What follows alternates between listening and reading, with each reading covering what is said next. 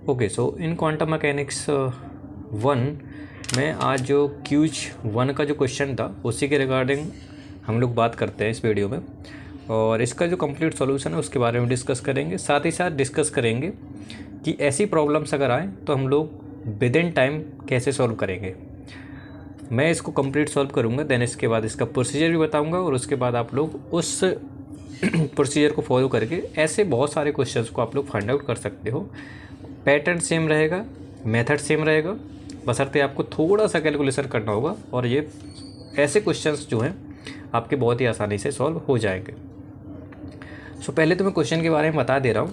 Question में बोला गया था कि आपके पास दो हर्मिशियन ऑपरेटर्स हैं A1 और A2, कुछ इस तरीके से 1 0 1 0 0 0 1 0 0, राइट, लाइक दिस।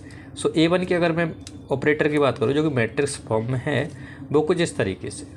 इसी प्रकार जो A2 हर्मिशियन ऑपरेटर था वो कुछ इस तरीके से। अब अगर हर्मिशियन ऑपरेटर्स है तो पहले चेक कर लो आप कि हर्मिशियन है या नहीं है। तो मालूम होना चाहिए कि अगर कोई ऑपरेटर या फिर मैट्रिक्स की बात करो अगर वो हर्मिशियन है तो सिंपल फंडा है कि A dagger equal to A, इस प्रॉपर्टी को वो फॉलो करेगा। मतलब कि वो कॉम्प्लेक्स कॉन्जुगेट लेगा, देन इसके बाद वो हम लोग क्या करेंगे, कॉम्प्लेक्स कॉन्जुगेट करके देन उसके बाद हम लोग ट्रांसपोज लेंगे। तो हमारा रिजल्ट अगर सेम मैट्रिक्स या सेम ऑपरेटर की तरह मिलता है तो ऐसे ऑपरेटर्स को बोलते हैं हम लोग हर्मिशियन ऑपरेटर्स। सो अब यहाँ पर आप देख सकते हो कि यहाँ पर रियल एंटिटीज है सारी, मतलब रियल नंबर है। तो अगर मैं कॉम्प्लेक्स कॉन्जुगेट लूँ या ना लूँ बात एक ही है। क्यों? क्योंकि रियल का जो कॉम्प्लेक्स कॉन्जुगेट होता है वो सेम होता है। सो अगर मैं इस मैट्रिक्स को अगर मैं चेक करना चाहूँ और इसको अगर मैं इसका ट्रांसपोज लूँ तो आप देख सकते हो कि ये जो रो है वो कॉलम बनेगा और जो कॉलम है वो रो बनेगा। तो इसको जब आप थोड़ा सा इसका ट्रांसपोज लेते हो तो कुछ इस तरीके से आप देख सकते हो कि ऐसी रो है, इसको कॉलम बनाना है आपको, तो ये आ जाएगा 1 0 1। सिमिलरली इस वाली रो को कॉलम बनाना है तो ये आपका फिर से आ जाएगा 0 0 0, सिमिलरली लाइक दिस।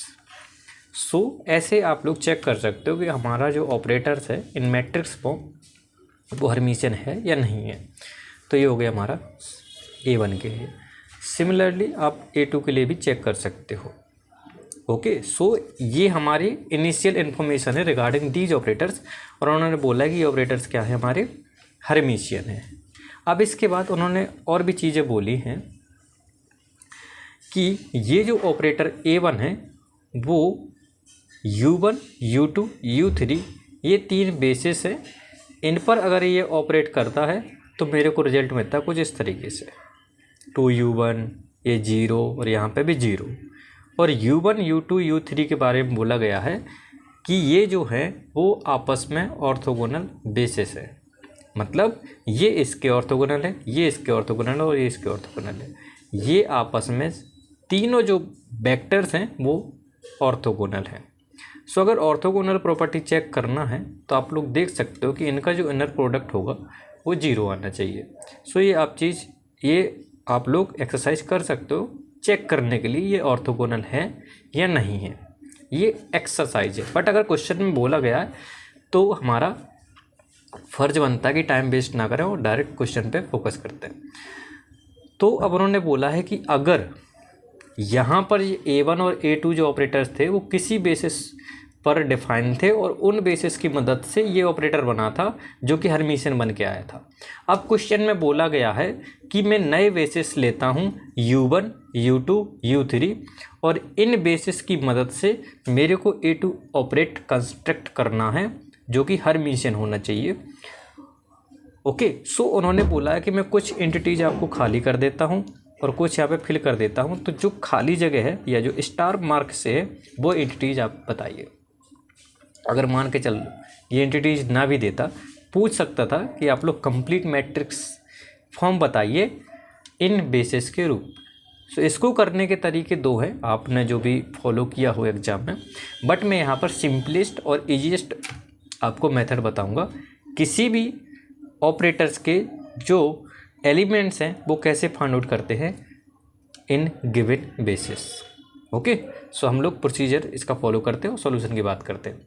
वीडियो लंबा होगा बट आप लोग ये कॉन्सेप्ट कंप्लीट सीखिएगा, क्योंकि क्वांटम मैकेनिक्स में बहुत ज़्यादा यूज है इस चीज़ का।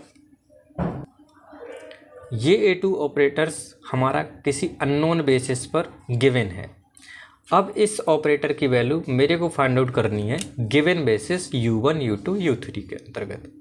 सो नाउ हमारा जो क्वांटम मैकेनिक्स का पोस्टुलेट्स बोलता है कि अगर मान के चलो कोई भी ऑपरेटर है और उसकी ऑब्जर्वेबल्स वैल्यू निकालनी है, या फिर मैं दूसरी भाषा में बोलूँ कि अगर किसी ऑपरेटर्स के एलिमेंट्स, जिसको हम लोग बोलते हैं मैट्रिक्स एलिमेंट, उनको अगर कैलकुलेट करना है तो वो कुछ इस तरीके से कर सकते हो। ए आई जे क्या है हमारा मैट्रिक्स एलिमेंट, इसका फॉर्मूला होता है A I J equal to this U I A operator और U J operator.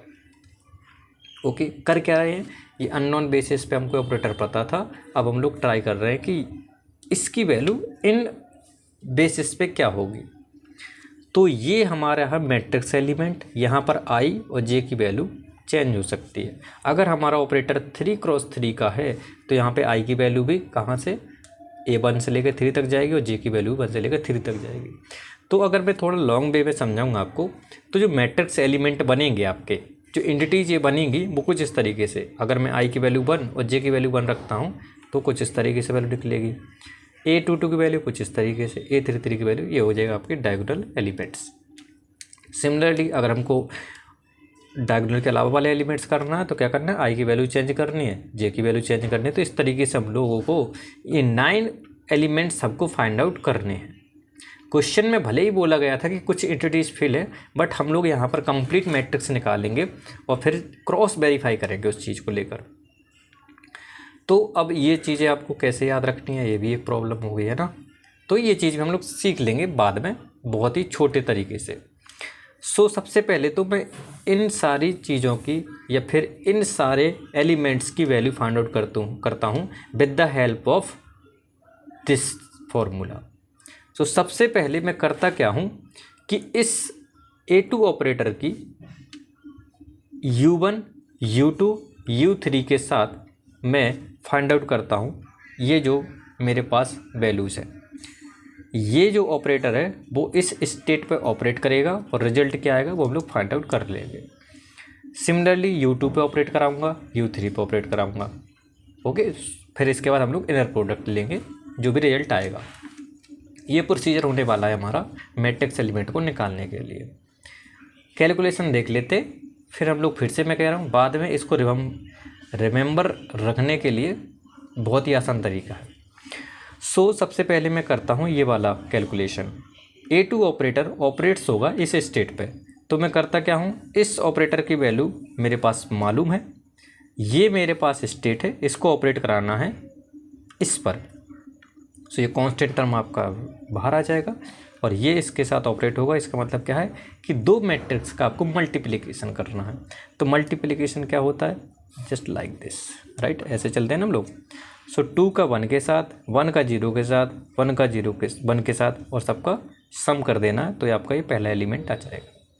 Similarly this रो के लिए, इस रो के लिए भी, तो इस तरीके से हम लोगों को ये जो है आपका कह सकते हो कि दो मैट्रिक्स का प्रोडक्ट आपको फाइंड आउट करना है। तो जब आप फाइंड आउट करोगे A2 ऑपरेट हुआ जब U1 पर, तो हमारे पास रिजल्ट निकल के आया ये, ठीक है। अब आप यहाँ पे देख सकते हो कि ये जो इतनी सी चीज़ है ये वाली, ये हमारी U1 को डिफाइन करती है, तो क्यों ना मैं इसकी जगह U1 पुट कर दूँ। गॉट इट, ये हो गया पहली कैलकुलेशन। सिमिलरली अब A2 ऑपरेट होगा U2 स्टेट पर। सो ना अब हमें करना क्या है, यहाँ पर थोड़ा याद रखना, ये ऑपरेटर है तो इस पर साइन आएगा कैप का, जस्ट डिनोट मतलब नोटेशन होता है हमारा ऑपरेटर को लिखने का। सो जब ये ऑपरेटर U2 स्टेज पे हमारा फिर से ऑपरेट होगा तो रिजल्टेंट क्या आना चाहिए, जो भी वैल्यू आएगी वो क्या आएगी देख लेते हैं। सो ये ऑपरेटर हमारा मैट्रिक्स फॉर्म में गिवन था, ये हमारी स्टेट भी मैट्रिक्स फॉर्म में गिवन है। अब दोनों क्या करना हमको, मल्टीप्लिकेशन, मल्टीप्लाई करोगे दोनों का तो हमारे पास रिजल्ट निकल के आएगा ये, ठीक है। ये मैट्रिक्स मल्टीप्लिकेशन है, वो कुछ नहीं है बस, राइट। सो ये हो गया हमारा कि A2 जब ऑपरेट होता है U2 स्टेट पर। रिजल्ट आपके सामने ये रहा। इसी प्रकार A3 ऑपरेटर्स ऑपरेट होगा U3 पर तो रिजल्ट देगा ये। तो मेरे पास ये 3 रिजल्ट निकल के आते हैं। A2 जब U1 पे होता था तो हमारे पास रिजल्ट निकल के आ रहा था 3U1। इसी प्रकार A2 जब U2 पर ऑपरेट होगा तो ये वाला रिजल्ट यूज करना है, और A2 A3 पे ऑपरेट होगा तो ये आएगा आंसर।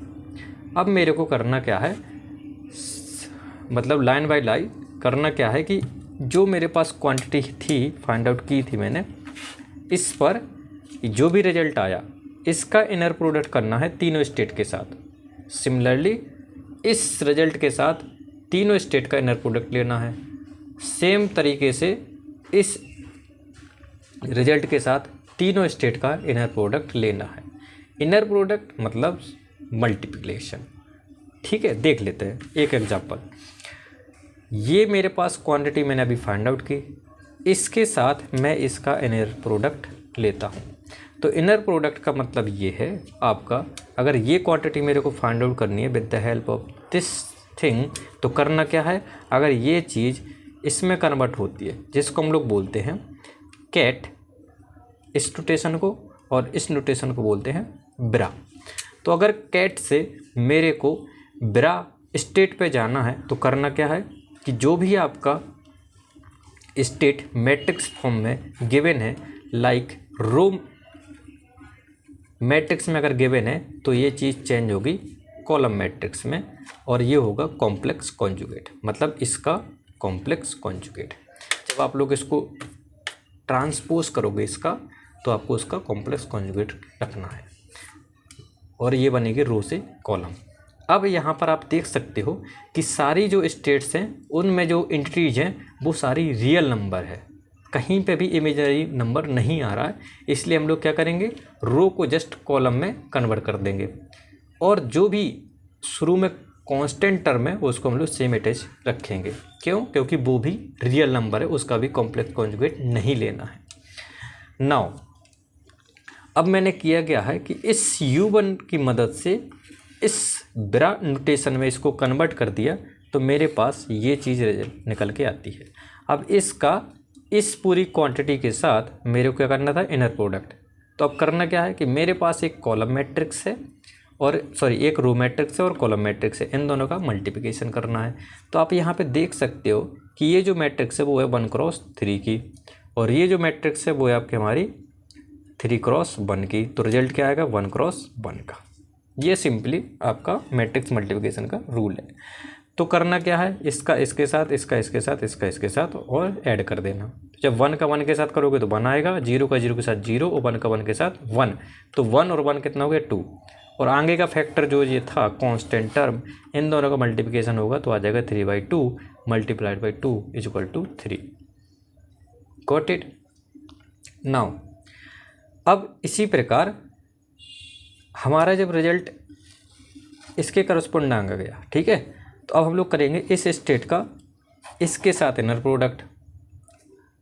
ठीक है, हम लोग क्या कर रहे हैं, पहले U1 के सारे जो स्टेट्स हैं इनका इनर प्रोडक्ट जो भी हमने रिजल्ट फाइंड आउट किया उनके साथ निकाल रहे हैं। फिर हम लोग क्या करेंगे, U2 का इनर प्रोडक्ट जो रिजल्ट निकाला, फिर U3 का। तो ऐसे हमको 9 कैलकुलेशन करनी है।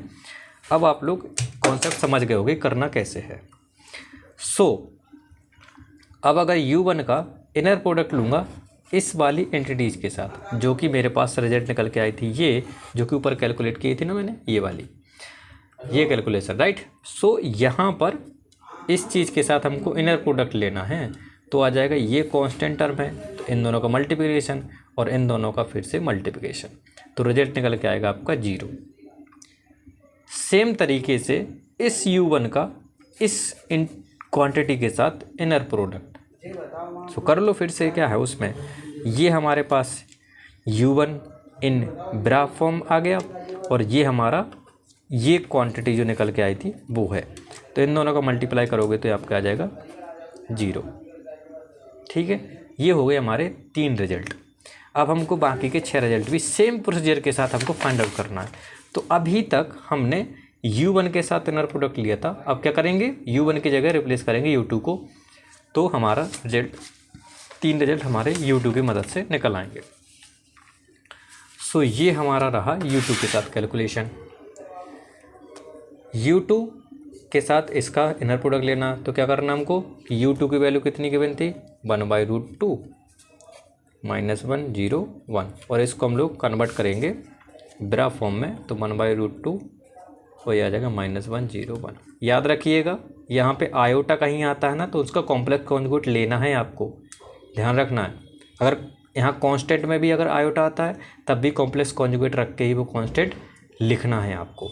बट इस प्रॉब्लम में सारे रियल नंबर थे, इसलिए आपको कोई दिक्कत नहीं है, सिर्फ हम लोग ट्रांसपोज कर रहे हैं। ठीक है, ये होता है बाय द वे ये कॉम्प्लेक्स कॉन्जुगेट, देन उसके बाद ट्रांसपोज। सो अब हम करेंगे क्या, इसका इसके साथ इनर प्रोडक्ट, तो हमारा जो रिजल्ट निकल के आएगा वो आपका ये आएगा 0। सिमिलरली U2 का इसके साथ करोगे तो भी फिर से वही सेम है, ये आपके पास क्वांटिटी आपने कैलकुलेट की, ये आपके पास है, इन दोनों का फिर से मल्टीप्लिकेशन करना है, तो रिजल्ट आ जाएगा ये। सेम तरीके से आपकी लास्ट वैल्यू निकल के आ जाएगी दिस। कैलकुलेशन आप लोग कीजिएगा, रिजल्ट आप लोग मैच कीजिएगा, प्रोसीजर यही है। ये हो गया U2 के साथ। अब हमको फाइंड आउट करना है U3 के साथ, तो U3 का इनर प्रोडक्ट इस क्वांटिटी के साथ जो कि हम लोगों ने पहले फाइंड आउट कर ली थी। तो सिंपली मल्टीप्लिकेशन है मैट्रिक्स का, वही रूल आपको फॉलो करना है हर एक क्वांटिटी को निकालने के लिए। तो इस तरीके से मेरे 9 कंपोनेंट्स निकल के आ जाते हैं। तो इनमें 9 कंपोनेंट्स को एक मैट्रिक्स फॉर्म में लिख लेता हूँ। अब यहाँ पर हम लोग इस सारे 9 कंपोनेंट्स जो भी निकल के आए थे, 9 एलिमेंट्स जो निकल के आए थे, उनको हम लोगों ने कुछ इस तरीके से लिख लिया। ये हमारी मैट्रिक्स A है, A2 है, जिसके हमारे एलिमेंट्स हमारे पास थे A1, A11, A12, A13, A21, A22, A23 और A31, A32, A33।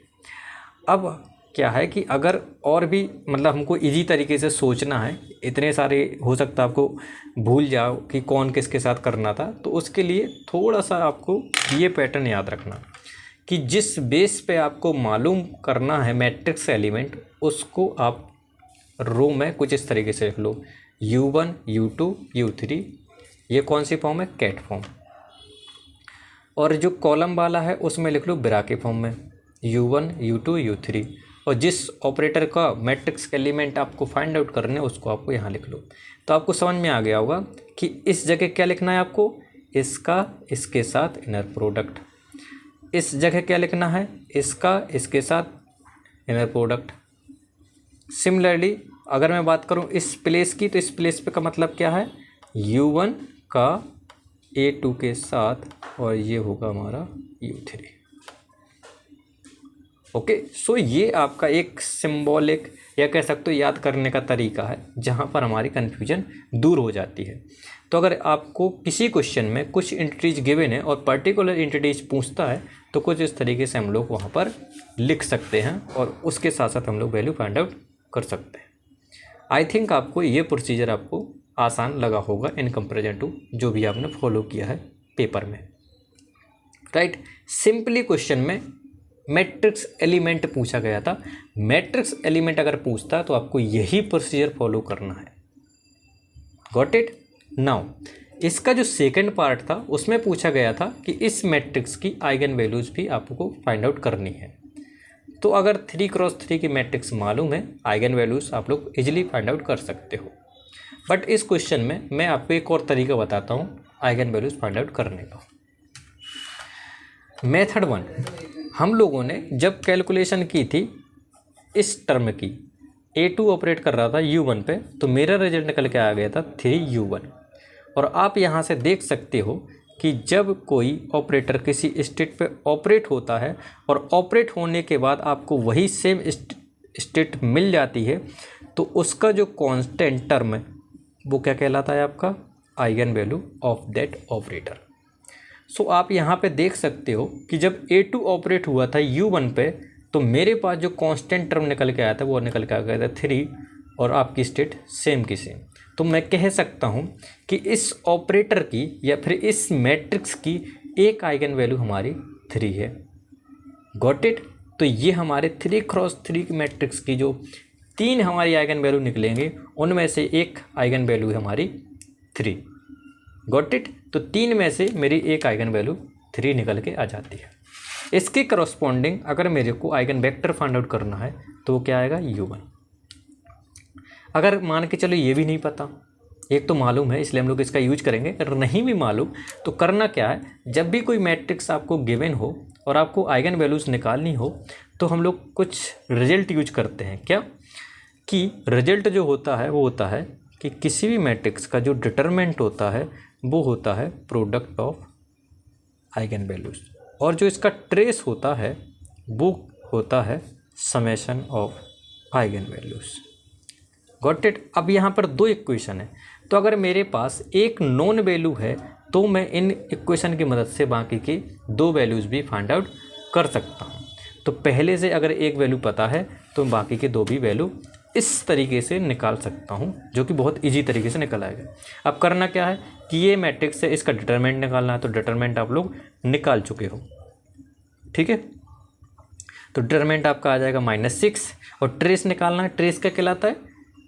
Summation of the diagonal element, जो मेन डायगोनल है उनके जो एलिमेंट्स हैं उनका क्या करना है, हमको सम करना है, तो हमारा ट्रेस आ जाएगा।